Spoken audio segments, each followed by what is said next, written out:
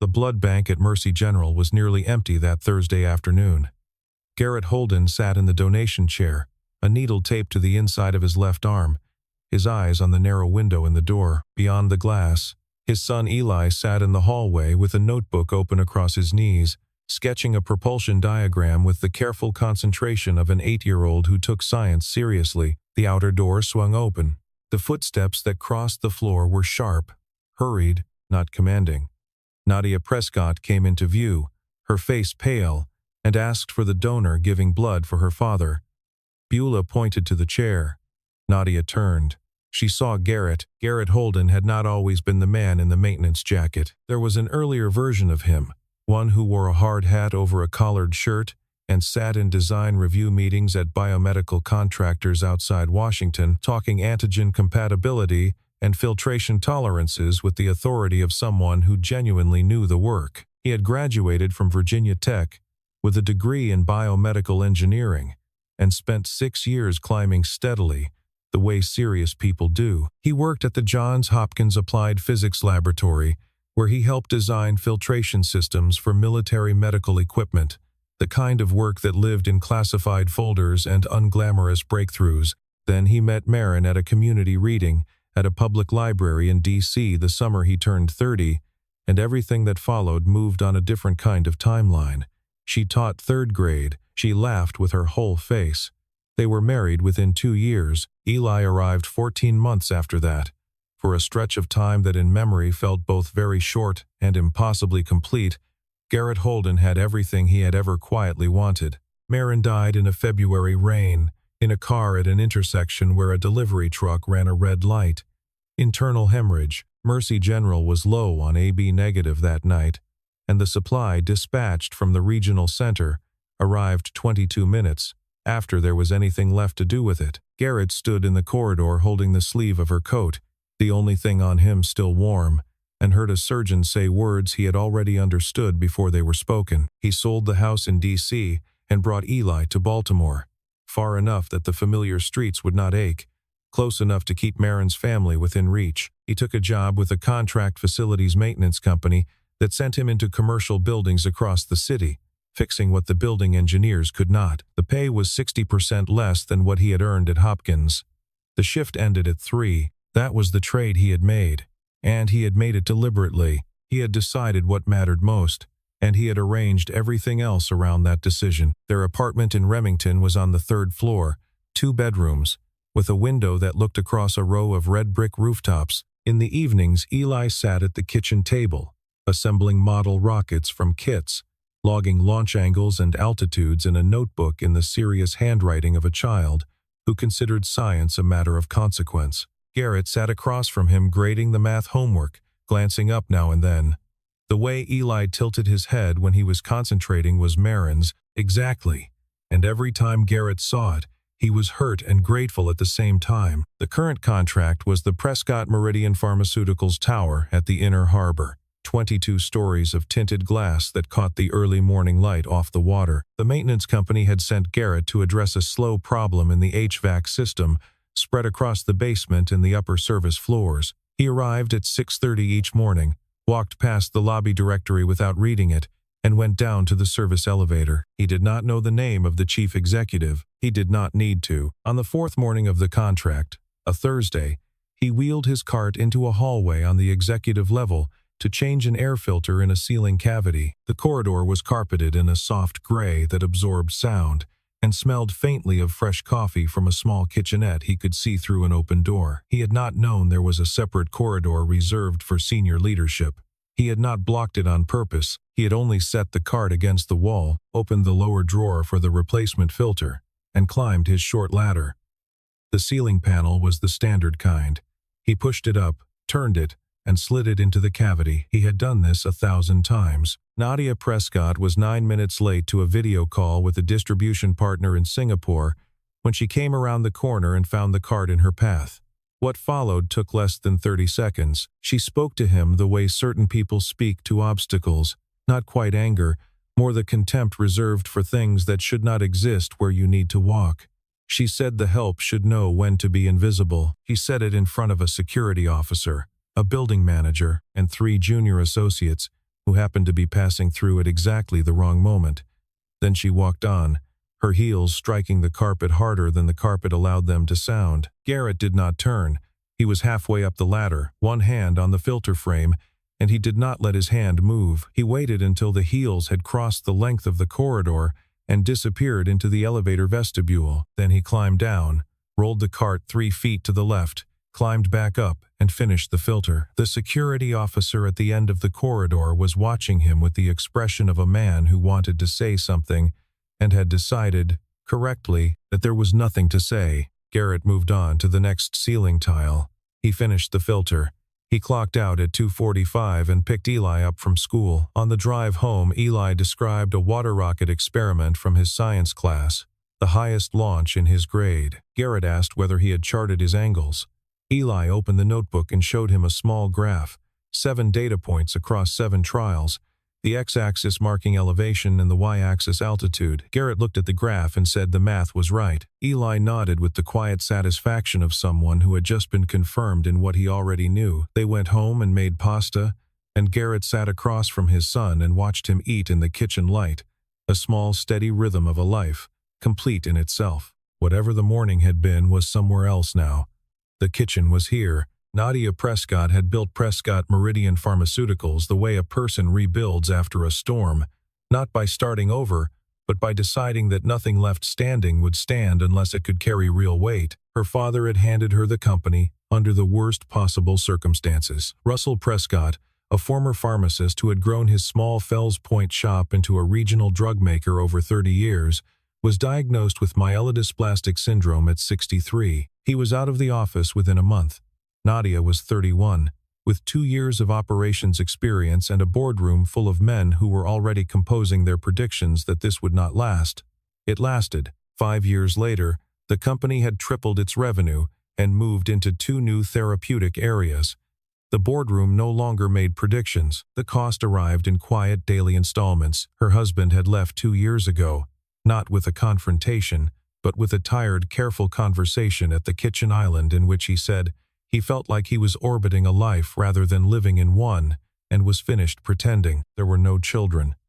Nadia had cried in the bathroom with the fan running, and then made coffee and opened her laptop and answered 17 emails, because that was what she knew how to do when the ground shifted beneath her. Russell came into the hospital every 2 weeks for transfusions.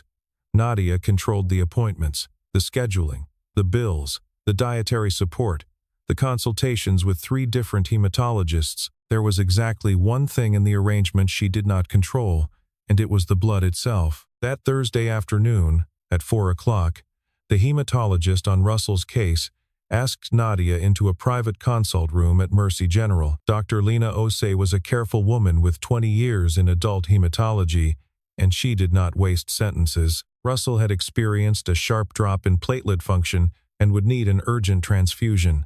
That was the simple news. The complicated news was a piece of context Dr. Osei had been carrying for almost 2 years, and had decided, that afternoon, was time for Nadia to know. Russell's immune profile, complicated by his treatment regimen, had over the past 2 years narrowed to the point where only one donor in the regional registry produced blood his system could reliably accept. The donor was anonymous to the family by hospital protocol. He had donated every 56 days, the minimum interval permitted, without fail, for 2.5 years.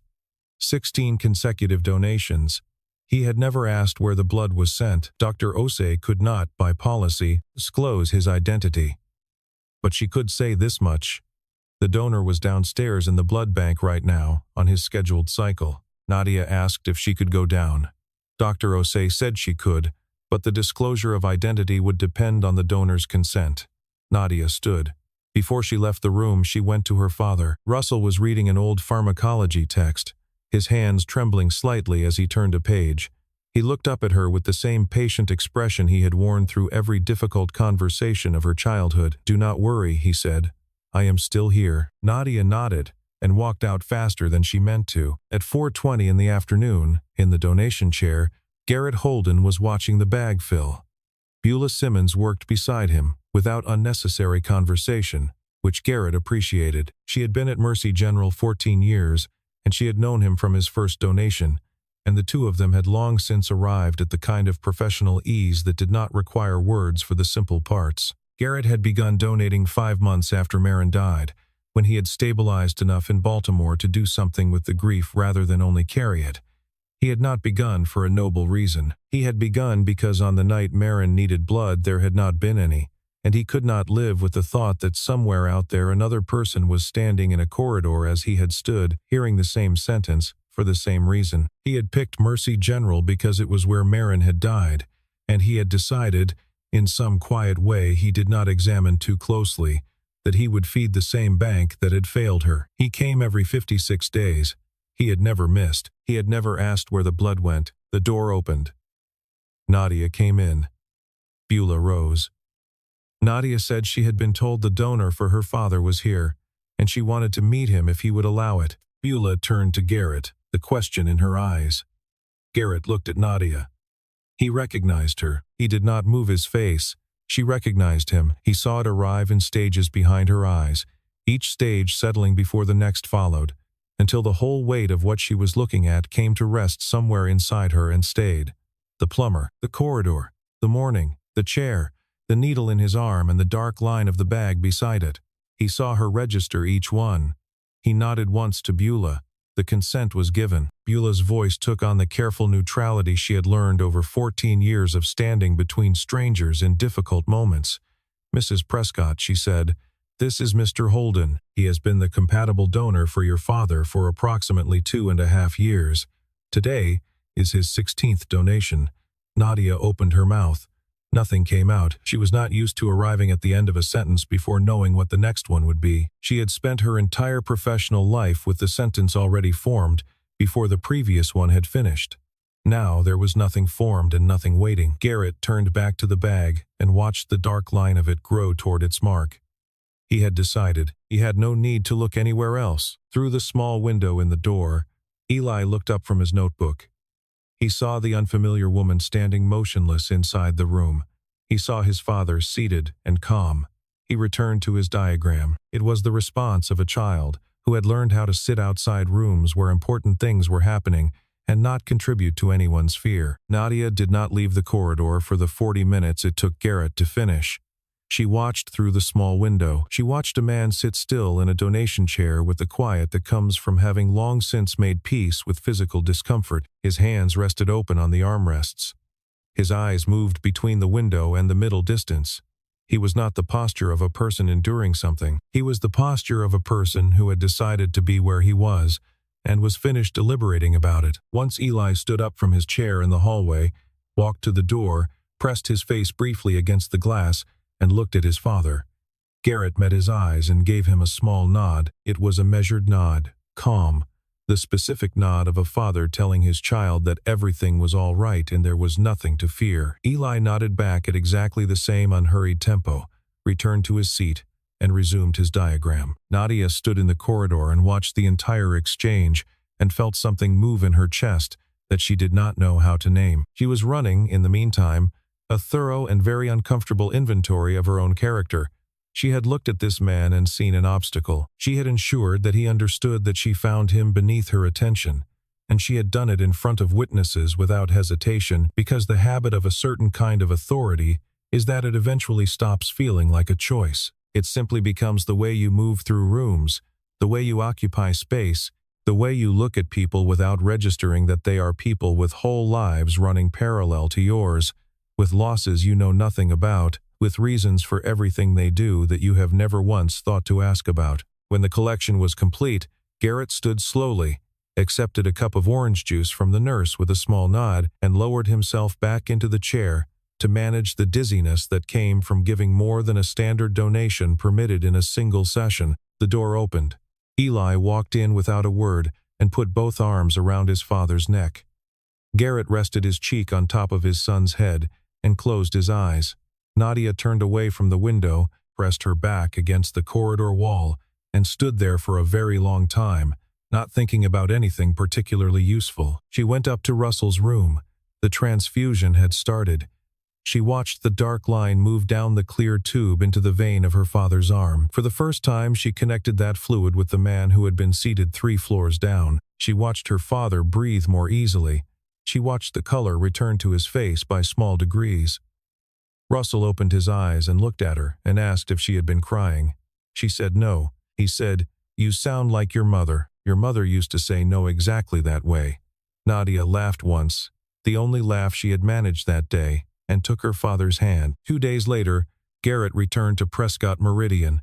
The drainage line on the basement level needed a section replaced, and the maintenance company had scheduled him for the afternoon. He was on his knees, fitting a coupling, when he heard the elevator door at the end of the corridor. Nadia walked in. She had drafted and discarded 4 versions of an apology over those 2 days, because every version sounded like an apology, and the conversation she needed to have required something more honest than that. She waited until he had finished the joint and stood and wiped his hands on a shop rag. He turned to her with the expression she had come to recognize already, neither hostile nor warm, simply present and entirely attentive. She spoke plainly.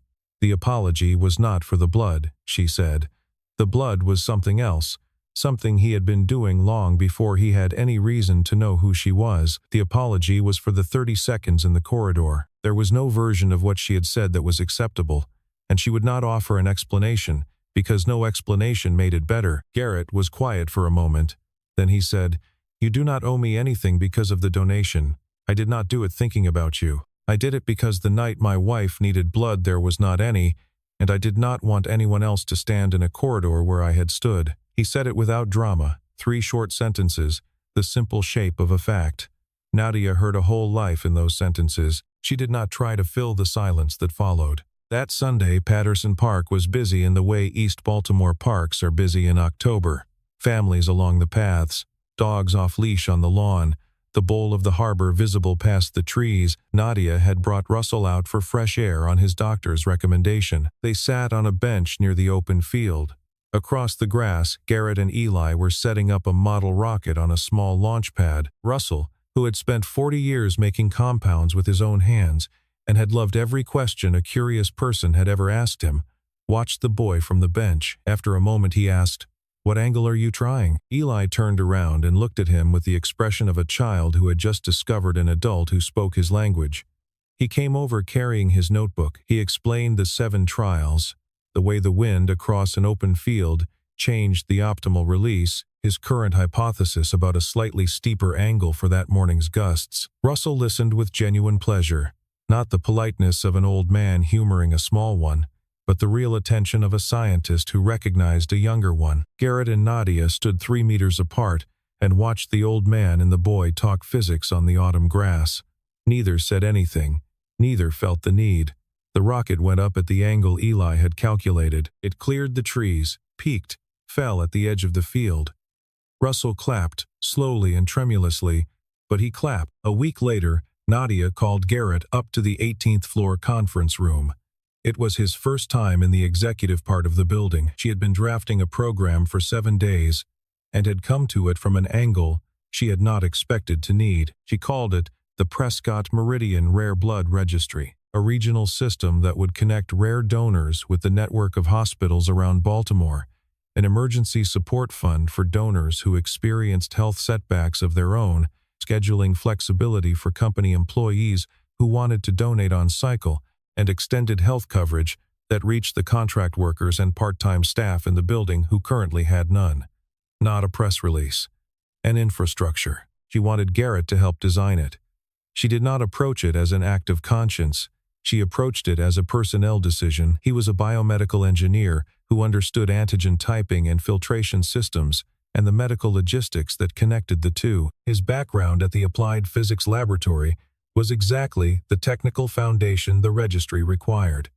She offered him part-time consulting work, fair compensation, full benefits for him and Eli. He could keep his maintenance contracts if he wanted, but she needed his voice in the room. Garrett was quiet long enough that she began to wonder whether she had miscalculated. Then he asked, "Are you doing this because you believe it is the right thing to build, or because you need it to be the right thing, so you can carry everything else without breaking?" Nadia held his gaze. It was a fair question, and they both knew it. "Both," she said. "But the first reason is getting truer the longer I sit with it, and the second one less." The board meeting that took up the program 2 days later did not go the way Nadia had expected. Victor Haynes, the chief financial officer, walked through a careful objection. He was not a malicious man. He was a man who measured everything in margin. He flagged the liability exposure. If a registered donor experienced an adverse event, the $2.3 million of first-year costs without offsetting revenue, the diversion of focus from the pharmaceutical pipeline that paid everyone in the building. The objections were not unreasonable. He was doing his job. After the meeting, in the hallway by the elevator bank, Victor was speaking to another senior leader. His voice was not lowered. He did not particularly care who was within earshot. Garrett was wheeling a cart past with a coil of replacement tubing across the lower shelf. "She is building a monument to a handyman," Victor said, "because she had one bad morning. That is not leadership, that is expensive therapy." Garrett did not stop walking. He did not turn his head. But something changed in the line of his shoulders, the way a person carries themselves when they are deciding whether to set something down. That evening, in the kitchen on the 3rd floor in Remington, Garrett did not eat his dinner. He had cooked pasta in a small pot the way he cooked it every Tuesday, drained it in the sink, set it on a plate, sat down. He had been sitting in front of it for almost 20 minutes. Eli watched him from across the table, long enough to know there was something to know, patient enough to wait. "Are you sad about work?" Eli asked. Garrett tried to explain it in a shape an 8-year-old could hold. "Sometimes," he said, "doing the right thing puts you in a room where people do not want you to be, and sometimes the people in the room say things that are meant to remind you of that. You hear them, and then you have to decide whether the room is still worth being in." Eli thought about this with the careful attention he gave to important math. He said, "Did you hear what someone said today?" Garrett said, "I heard part of it." Eli said, "Was it about you?" Garrett said, "It was about me, yes, but it was really about somebody not understanding what I was doing in the room." Eli was quiet for a moment. Then he said, "Mom used to say you belong in every room you walk into.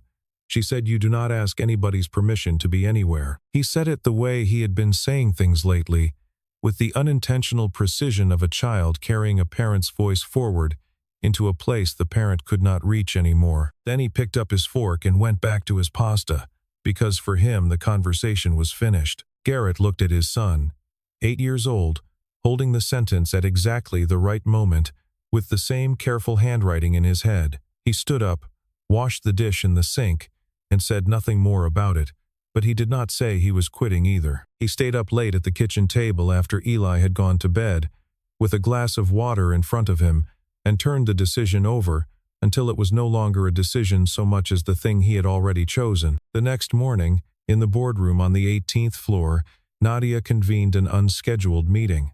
Victor presented his cost-risk analysis again, more thoroughly this time with a slide deck. He had spent the night sharpening the case. When he was finished, the room was quiet.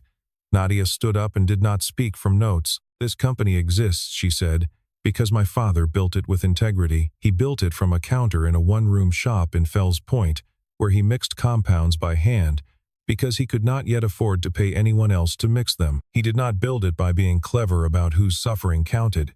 He built it by treating every person who walked through his door as a person who deserved his full attention. My father is alive today, because a man none of you know the name of has come to a blood bank 16 times in 2.5 years, without ever asking where the blood was going. If we cannot extend that same integrity to the people who are keeping us alive, in the literal sense, then we do not deserve the name on the building."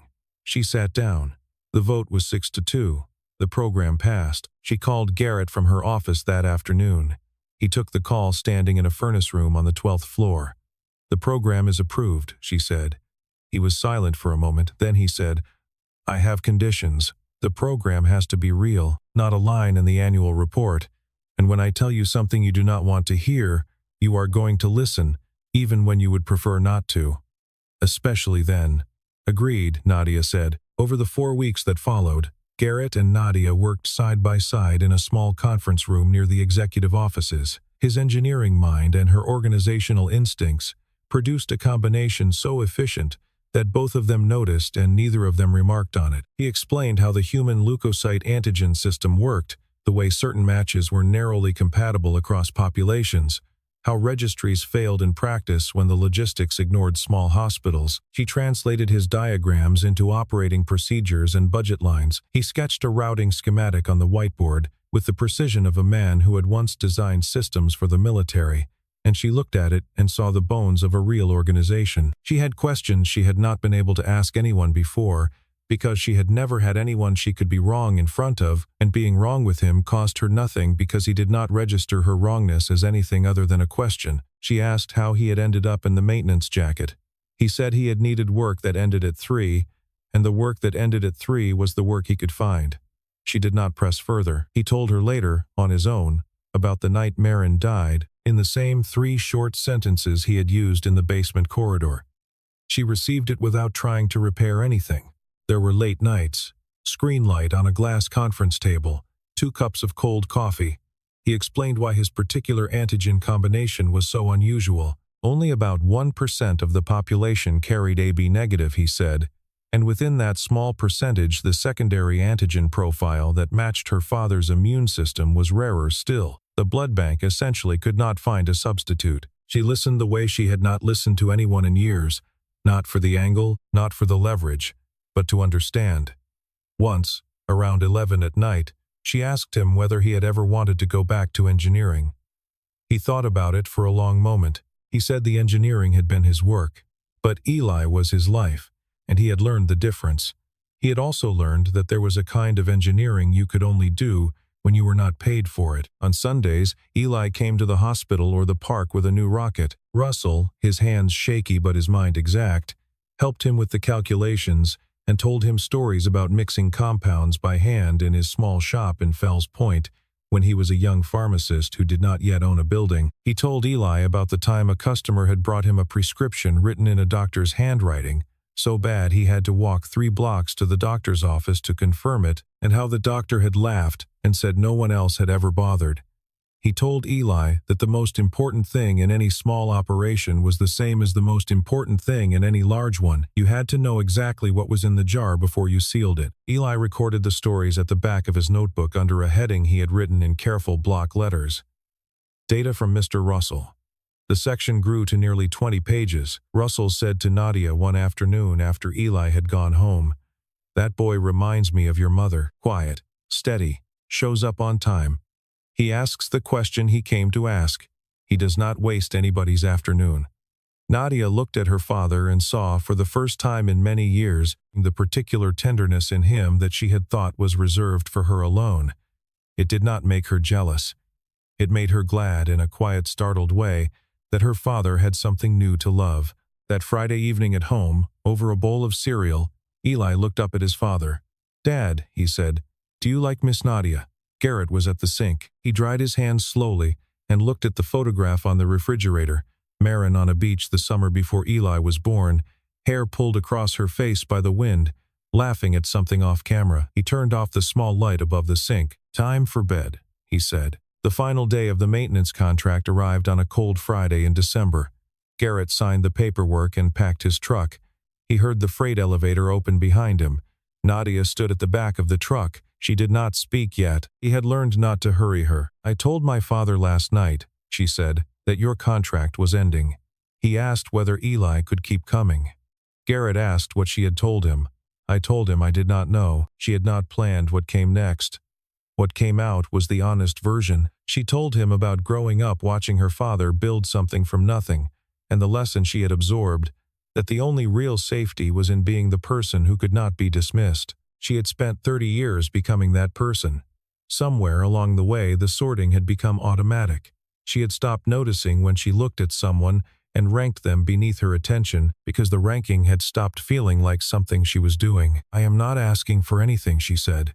"I just needed to say it to you directly, before you left." Garrett listened the way he listened to anything important, not performing attention but giving it.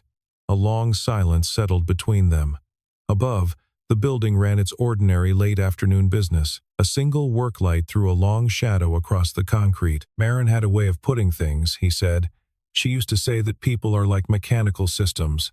They run according to how they were built until something fails. After that, they either get repaired or they keep causing damage to everything around them." The only difference between a person and a machine, she said, is that a person can choose.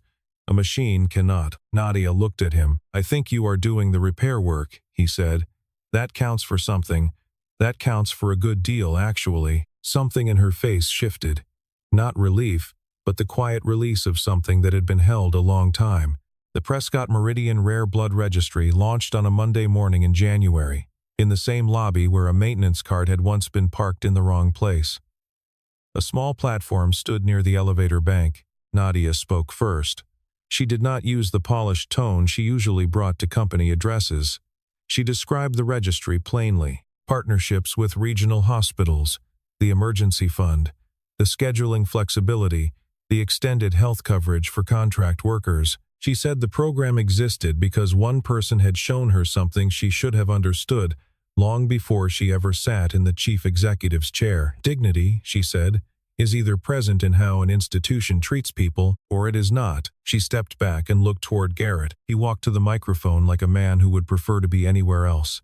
I am not good at speeches, he said. I am better at finding what is broken in a system and figuring out how to fix it. A small ripple moved through the room. He looked out across the lobby.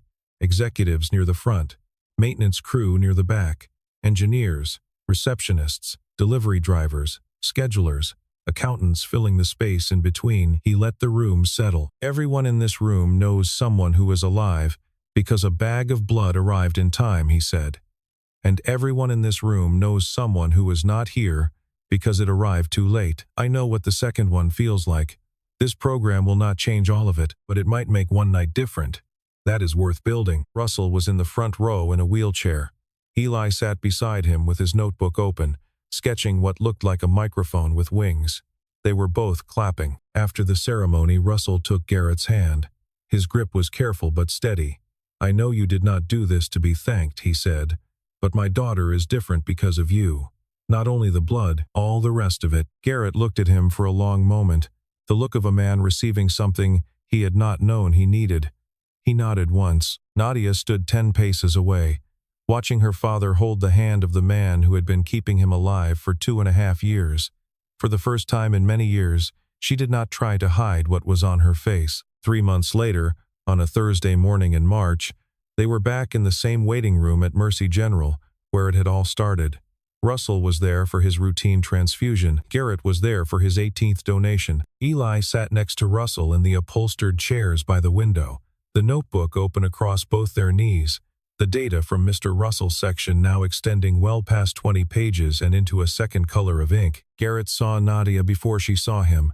She was sitting next to her father, her phone face down on her knee. When Russell said something, she turned her whole body to listen. Not the partial attention of a person who was always at least somewhere else, but the full attention of a person who had learned, finally, that listening was something you did with your hands empty. Russell's blood work came back stable. The disease was not progressing. The hematologist used the phrase cautiously optimistic for the first time in 3 years. Russell looked across the room at Garrett and gave a small nod that did not require any words. Eli ran over to Russell with a new rocket.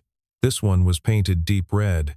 He had picked the color, he said, because Dad once told him that blood looked that way when you watched it travel through a clear tube. Russell laughed. It was the laugh of a 68-year-old man who was alive because of a line he had never seen, given by a man who had never asked his name. In the corridor, after Russell and Eli had walked together toward the transfusion area, deep in a debate about the optimal launch angle for the kind of March wind that came off the harbor, Garrett and Nadia found themselves alone. My father asked me last week, Nadia said, whether Eli could call him Pop-Pop. Garrett looked at her. The silence between them was not the silence of nothing to say. It was the silence of things that were too heavy to say quickly. Marin used to say, he said finally, that the right thing and the hard thing are almost always the same thing. But sometimes the right thing takes you somewhere you were not trying to go. Is this one of those times? Nadia asked. He looked toward the transfusion bay. Eli was holding up the notebook to show Russell something. Russell was pointing at a number on the page, with the expression of a man who had just found a calculation error and was extremely pleased about it. I think it might be, Garrett said. Outside the hospital window, Baltimore was finishing its winter. The last snow of the season was melting from the red rooftops in Remington. The early light was touching the surface of the harbor. Somewhere in the building above them, a bag of blood hung on a pole, traveled through a clear line, and entered the vein of a 68-year-old man, keeping him here for another day. None of them had been looking for what they had found. But some things arrive the way blood arrives, quietly, through a line no one sees, keeping someone alive before you ever know their name.